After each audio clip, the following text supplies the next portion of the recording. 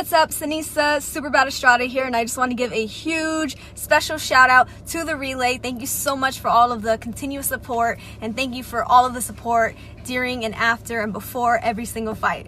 Welcome to the motherfucking relay. We're covering today's top boxing news.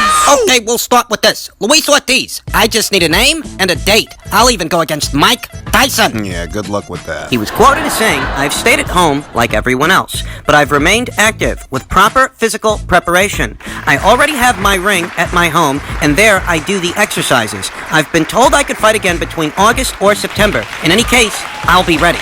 On several occasions, Ortiz recorded his routines and sent them to Caicedo, his trainer, who remained locked in the gym for many weeks as the pandemic raged on in the streets of Miami. Other times, Ortiz was with trainer Huka Tiavola, who is in charge of supervising his physical work. With Luis, we're in a job of maintaining his levels at a time when boxing activity is not strong, Tiavola explained.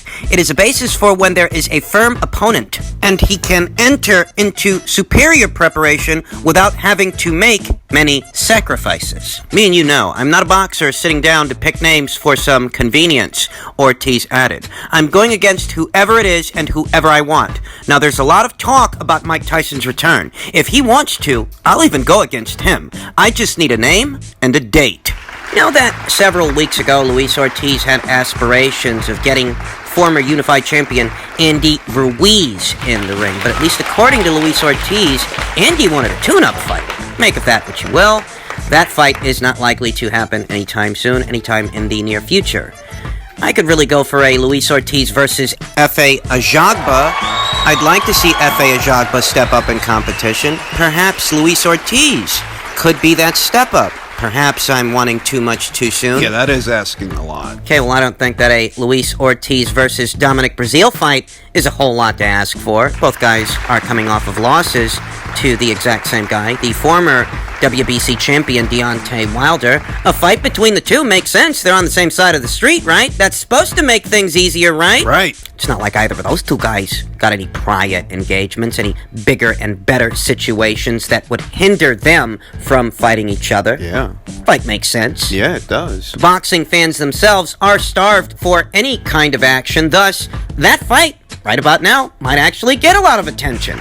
Things considered. Yeah, right about now. Boxing fans, they'll take whatever they can get. It's not like there's a whole lot out there to have to compete with. As we are currently coming out of this COVID-19 global pandemic, we're already hearing news from Top Rank, from Matchroom, as far as what are the first cards we're going to see as we transition out of this. But when it comes to the PBC, I've heard no news of any of their cards, future plans, for the immediate future. What are the first cards the PBC intends to stage as we transition out of this global pandemic, out of this lockdown? Most news I've heard as far as anything that the PBC means to stage at any point is in reference to the Tyson Fury versus Deontay Wilder rubber match, but that's not set to take place for many months, sometime in the fall or winter. It's here now. As summer approaches, what's the PBC doing for the boxing fans? The boxing fans that are starved for, guess what? What?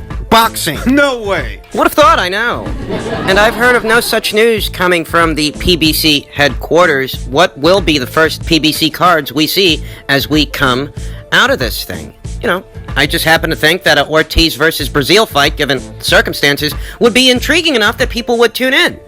That kind of fight might be to Luis Ortiz's liking. But not Breazeale's. Okay, what about Chris Arreola? He's always down for a scrap. Good old Donnybrook, good old punch-up. What about that guy? He entertained a lot of people in that Adam Kovnowski fight. Yeah! Why don't you put him in there with Luis Ortiz? Luis Ortiz wants to go in there in the near future against anybody they can muster. So why don't they muster up that guy? Why don't they conjure up that guy? I don't know. Why don't you ask him? Ask him. Ask who? Al Heyman. Because Al Heyman answers questions? What's this, a New Year's resolution? All of a sudden Al Heyman's going to start holding media days? Is that right? Media workouts with Al Heyman? What are you talking about? Just a suggestion, bro. Luis Ortiz's current situation, the scarcity of opponents, the scarcity of guys lined up around the block to fight the likes of a Luis Ortiz, pokes a lot of holes in that narrative that two guys have to be on the same side of the street in order for a fight to come off, because if that were true, Luis Ortiz would have a dance partner. At least he'd have some kind of idea who the next guy he's going to fight is going to be. Yordenis Ugas has the same problem. Yeah, he does. You know, they asked the former WBC welterweight champion Sean Porter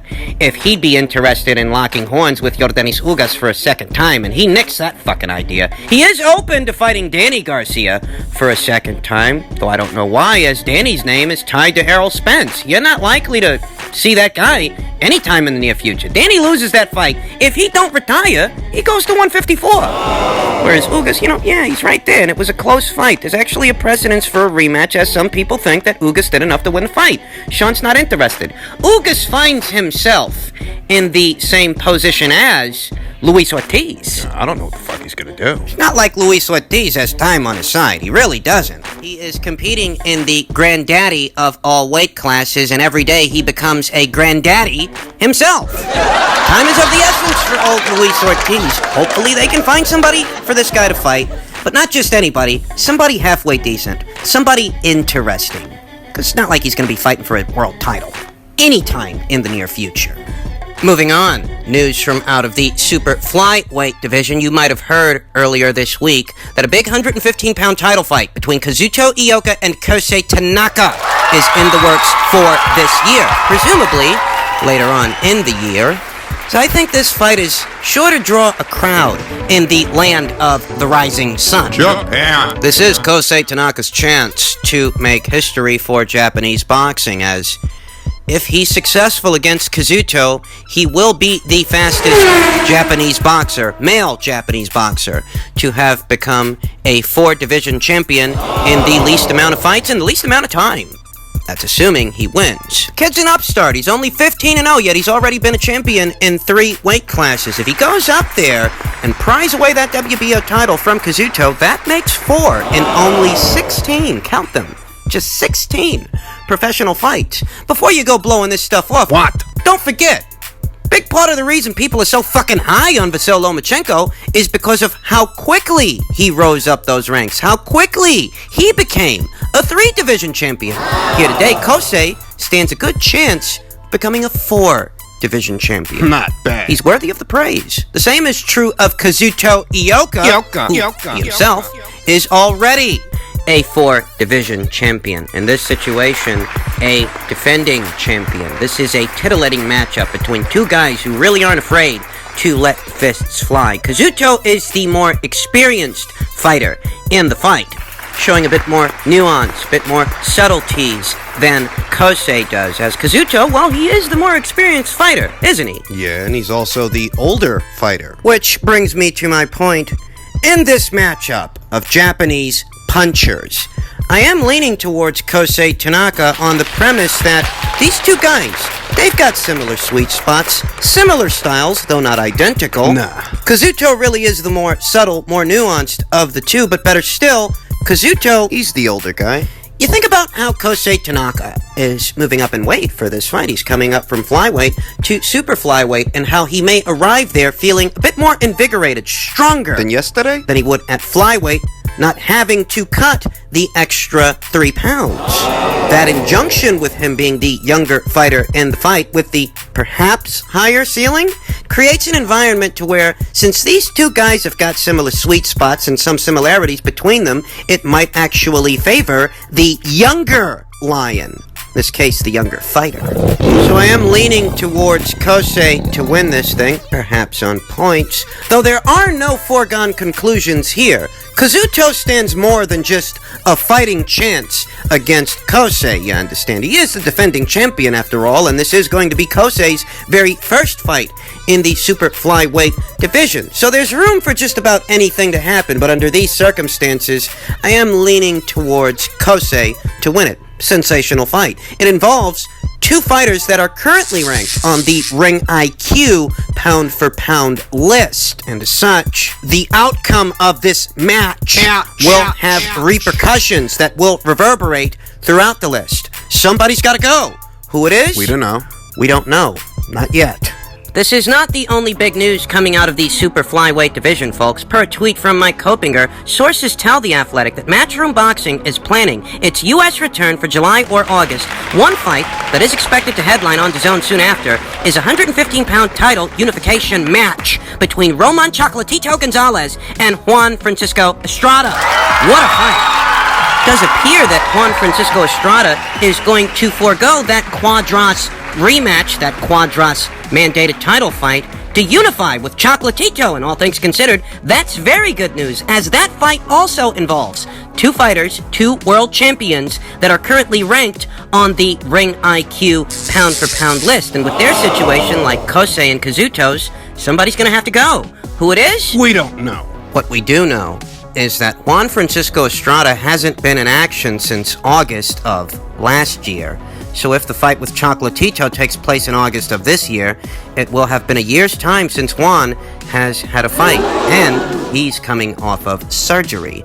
Not the most encouraging factors you want to hear for Juan ahead of this fight. I've mentioned this in previous videos, how depending on how long this fight takes to make, it might actually favor Chocolatito, as Chocolatito at least managed to get a fight in earlier this year against Khalid Yafai, the then undefeated WBA super flyweight champion Khalid Yafai, with Chocolatito knocked out. Choco's not going to be shaking off ring rust. But Juan Francisco Estrada is. You know, it's for this reason that I speculated that perhaps he would go ahead with that Quadras rematch in order to shake off that ring rust, shake off those cobwebs. But based on this news, he might be going right into that unification fight.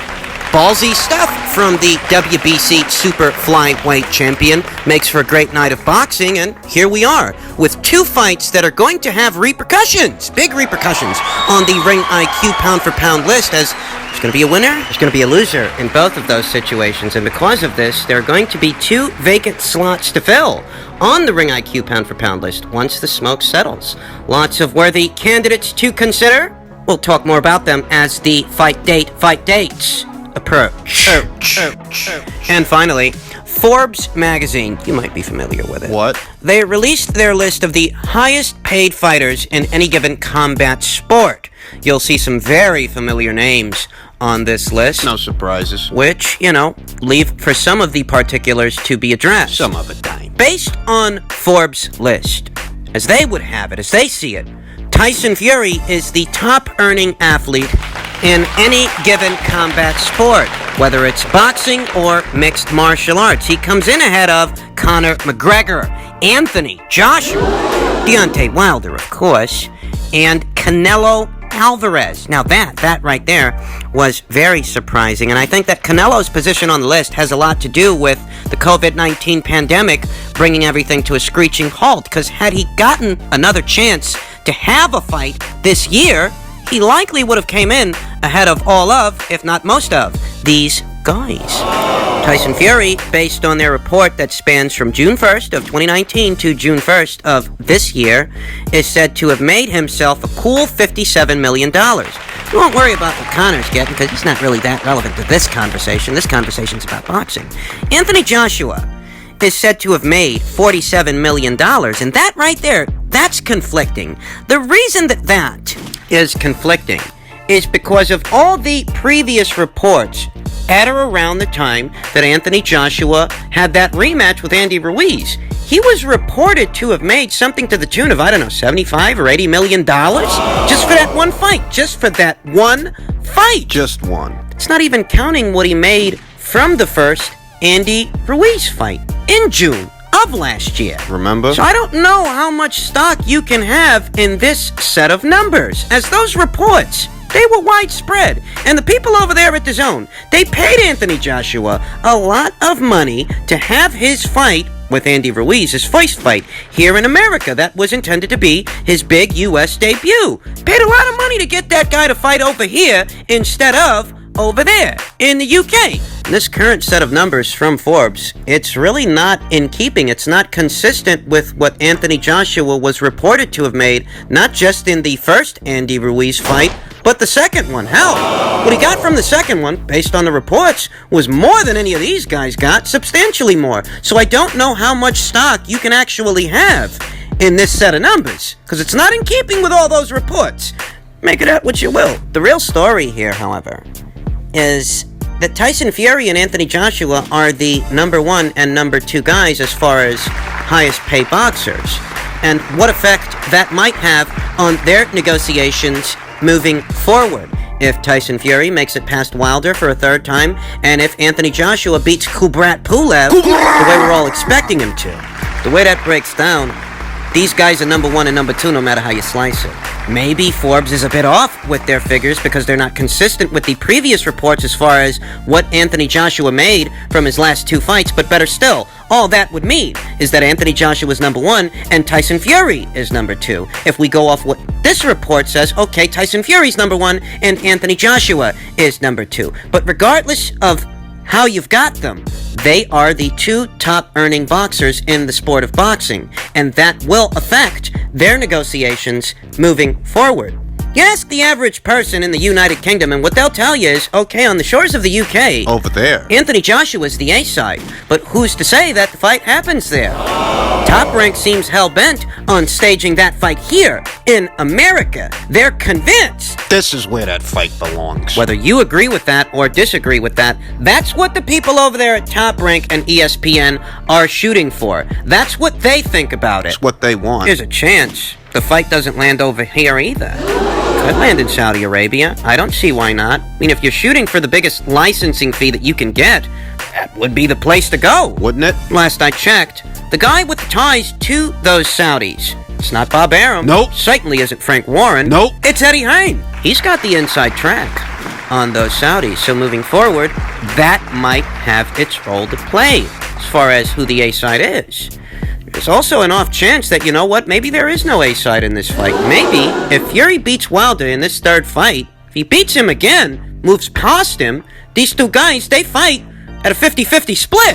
Even money for both guys. That's a possibility as well. That could actually happen. I think at minimum what all this communicates is that their set of negotiations is going to be a very interesting set of negotiations, as it is a sordid affair. Top Rank is going to look out for ESPN's interests the same way that Matchroom is going to look out for DAZN's interests. And what middle ground is there for them to both get what they want to get out of this thing? We'll find out. This is a fight that's likely to happen, if it happens, sometime next year, when it'll likely be safe to stage big fights in front of big crowds, and that in mind, that opens a lot of venue options. That'll open a lot of doors. But as far as that, my sentiments haven't changed. That is not a fight that belongs here in the United States of America. That fight doesn't mean to the Americans what it means to the Brits. So if it belongs anywhere, it belongs over there. But if you're not going to stage it over there, in the pursuit of finance and financial gain, Saudi Arabia would be the place to go. And we all know who's in bed with the Saudis.